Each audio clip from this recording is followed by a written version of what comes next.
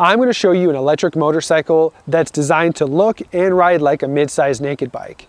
Does it have a future, or will it fall to the wayside like so many others? This is the Can-Am Pulse.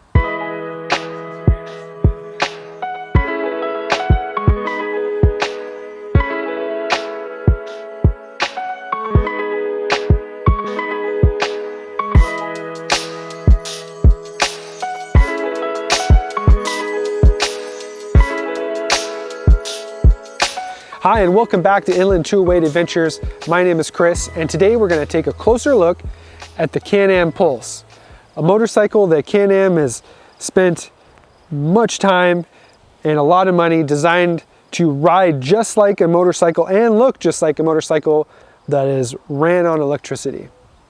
So let's go ahead and walk around and I'll show you what it looks like, and then we'll sit on it and see how it fits, show you a few features, some things that I think are cool about the design of this motorcycle, and then we're going to hop on and I'm going to tell you what it's like to ride. So starting out, this motorcycle is water cooled. So it has a water cooled battery and the charger is water cooled too. Now that's all designed to keep the battery at an operating temperature that's optimal for power delivery, and also if you need to stop and charge in the middle of the city, it doesn't need to cool down in order to accept that charge. So really cool. As far as I know, this is the first in its class like that. Now coming down here, the electric motor is actually a part of the swing arm, which other motorcycles and even the new electric one that Honda's putting out, that isn't the case. Usually the motor is before the swing arm. So what happens is when you get on the throttle, a lot of times the suspension will sink a little bit. Now that's just normal, but not with this motorcycle. It's kind of different. You can hit it and you're not going to sink into the suspension like you're used to. So this is the electric motor right here, and here it is chain driven, but it's using Can-Am's enclosed chain design, which they take from the Ski-Doo snowmobiles, which I think is really cool. The cost of ownership with this thing is going to be extremely low because you don't have to do anything to this until 5,000 miles, and basically it's an oil change. And as long as you know how to do an oil change, you should be able to do that by yourself. After that, it's every 10,000 miles. You don't actually have to take the bike into a dealer for a full service until 25,000 miles. That's pretty crazy. Now, one would imagine that an electric motorcycle such as this would have LED lights all the way around. And don't worry, it does. So this is the headlight. I love the cowl around the headlight. I think it looks really awesome. The blinkers are also LED. They have kind of a nice sleek look to them. And then if you come around to the back, you can see the LED brake light is kind of a wraparound brake light. I think it looks super cool, and it's nice and bright. Now coming over here, you have just a seat for the rider. It does not come with a passenger seat. There are some accessories that Can-Am does provide for this that uses the link system. There is a passenger seat and foot pegs. There is a set of fog lights that are pretty cool. There is like a mini kind of windshield that you can put on, and there's some bags and some storage options. There's a number of them. You can definitely check those out on Can-Am's website. They're a little expensive, but they're actually on a sale at the timing of this filming of the video. Now this seat here, it is somewhat firm, but in the limited amount of time that I've ridden on this, it's actually fairly comfortable, I think. Now moving up here, we have the storage for this motorcycle. It's not very big, it's pretty small. It's enough to put in a pair of gloves and your cell phone. It does have a USB, and I have my lightning port for my iPhone in there because this does have CarPlay. And as we look over here, you can see that 10.25 display, nice and big there. Some people don't like the size of the screen. I actually think it's pretty cool, but I will let you decide how you like it. Put it down in the comments what you think of that big ass screen. So another thing about this bike is it just has just the one swing arm. You don't have the dual design like you would normally have, which kind of gives it a cool and unique look. Really, I think I think this motorcycle is a very nice looking machine, and it comes from a real manufacturer that makes a lot of different things. As a matter of fact, I've been a Can-Am fan for a long time. I like their four-wheelers and I like their side-by-sides. And I grew up riding Skidoo snowmobiles. So Can-Am and that general BRP kind of conglomerate, they do a really nice job. The Rotax engines are really good. And so it's nice to see an actual motorcycle, or an actual power sport company rather, make an electric motorcycle that actually looks the part. I think that's really cool. Now, here's the charging port right here. So you just kind of pull to the side there. There we go. And it just uses a standard J1772 plug, just like a car that is electronic that is not a Tesla. They use their own proprietary plugs, but this one is the standard J1772. Now, one thing that's interesting and admittedly crazy, Can-Am does not provide charging cords for these motorcycles. You do have to purchase those separately if you don't already have one. I guess they assume that if you're buying this, maybe you already have an electric car and you already have a charging cord to use it, which I don't think is really the right move. I think you should include those types of things with the bike. Now, Can-Am does sell them, and you can buy them as an addition, but they cost you close to 400 bucks, so keep that in mind. All right, so the suspension on this motorcycle is KYB 41 millimeter. It is an upside down fork type, which is pretty neat. And then in the back, it's just your single shock on the back. Now, getting onto this motorcycle, I'll let you know what it looks like to sit on here. Now, I am 6 feet tall with a 34-inch inseam, and when I'm just sitting here, you can see I can flat foot it. And I am fairly comfortable. And here's what it looks like with my knee up there. Do the same thing on the other side, mid controls. It actually, I feel, for the type of bike that it is, I think it actually fits me rather well.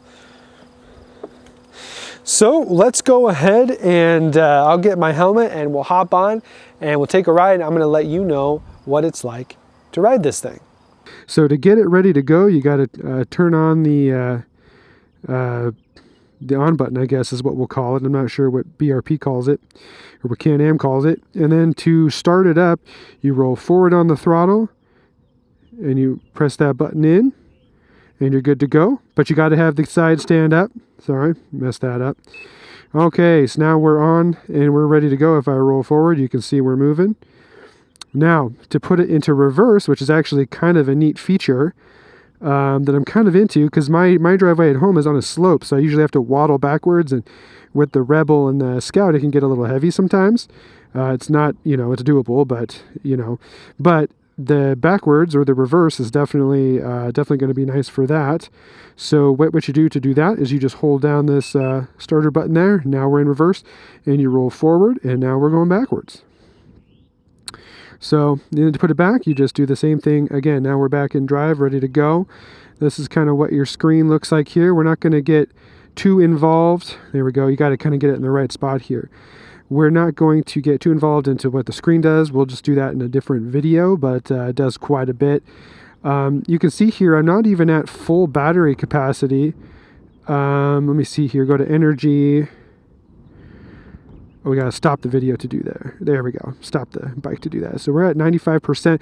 Now, the mileage when you get an electric kind of bike or any electric video straight from the dealer, you can't trust what this says right away, because it uses a few battery cycles, and it's kind of learning what the range is going to be as you go. So this coming straight from the dealer, you can't really trust this yet. It should be closer to, well, Can-Am says 100 miles. I bet, based off my experiences with electric vehicles, I bet it'll be more like 80, depending upon the type of riding you're doing. So this says 65 right now. I'm not fully believing it, but just wanted to throw that out there for you guys. So back at the screen here, I'm going to turn it back on, roll forward, start it up. So let's go see what this thing is like to ride. Ready to go, side stand up.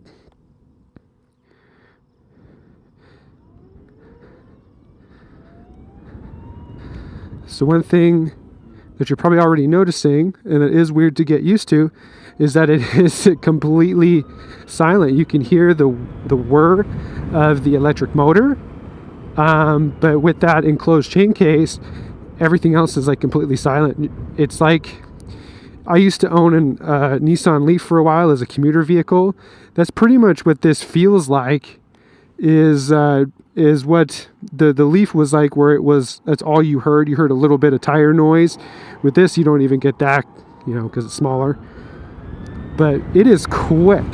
Now, you're going to get a little bit of wind noise through the audio in this video because there is no wind protection, which is, you know, somewhat normal for the naked bike category, particularly in that mid-size category. But you know, that is something to note. There is some options for that from Can-Am, that using the link system to have some of that wind protection. Yeah, very smooth. Definitely a different thing to get used to, and not being able to hear the motor.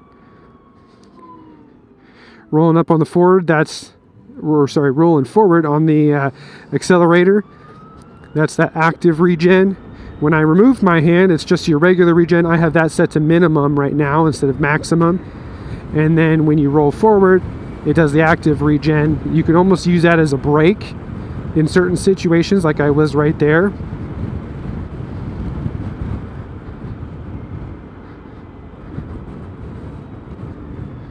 Now, I figured on this ride we would just do some in-town riding, because that's really what this thing is made for. Just kind of in town. Now, it is so smooth, you got to be careful that you're not speeding. Because you get going. Now, I am in normal mode here. There's Eco and Rain and Sport. Eco is very it's very gutless. It doesn't let you do too much with it. You have to put a lot of input into the accelerator to get going at a normal rate of speed. Rain mode is self-explanatory. Maybe we'll do a deep dive into these in another video. I'm on normal, and I find it plenty quick. Like, I'm not wanting for more at this point. Like, if I put my wrist into it, whew, this thing is quick. So I probably won't be putting it into Sport Plus mode in this video, because I'm not, to be frank, I'm not really comfortable doing that at this point. I kind of want to get used to the power delivery a little bit more. Now, I bet, and I think I might have seen other YouTube videos do this, but I am pretty sure that this thing can wheelie. Now, am I going to do that? No, I'm not. But for those of you that's a must, that's a prerequisite. Yes, I'm pretty sure you can wheelie this thing. I think it's got plenty of power in order to do that. All right, look at that. We've got something going on here. You guys think they were after that sport bike guy? He didn't look like he was being crazy. I doubt that's it. That'd be funny if it was. Ooh, nice looking bike. So going back to the screen here while we're waiting, on the right hand side you have your power delivery. So when it's in the red band, you're using electricity. When it's in the blue, you're regenning. Here you got your speedometer, and you can customize this a little bit. The other thing this bike has is CarPlay, and I do have my phone. You have to have it connected via the USB. Unfortunately, it's not over the air. It's not a Bluetooth CarPlay. And I do have my phone already safely in here. This storage little compartment here, it's not big, but it's definitely enough for your phone and you know, a pair of gloves, you know, that kind of thing. It's definitely not huge.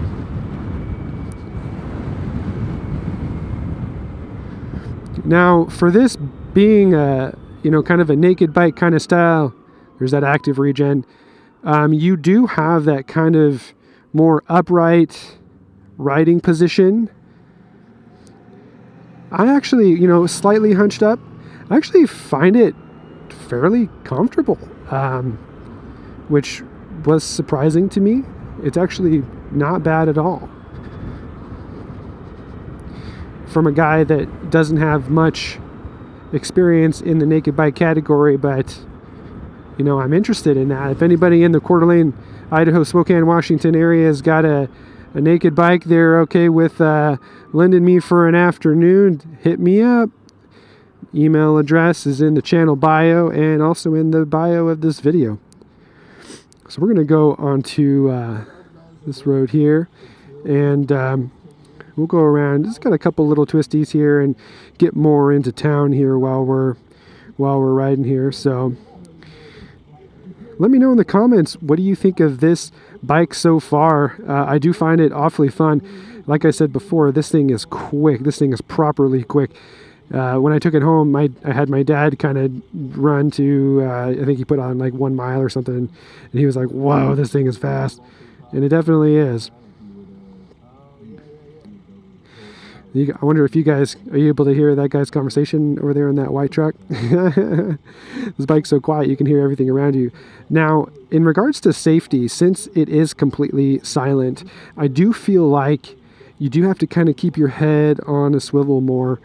You can't rely on the noisier motorcycle to assist in people seeing you. So you really, you'd really do, in my opinion, have to be really careful. It's a beautiful day though, really nice day to ride. It's almost like this year's kind of been weird because there's been beautiful days during the week, and then on the weekends it's been super rainy or cold or a mix of both. And so it has been a little bit difficult to make content for you guys because I film on the weekends. I have a full-time career job, so I've made do. I've filmed in the rain, actually, one video, and I've also, in between some rainstorms, I've done a video or two. You guys may or may not have noticed.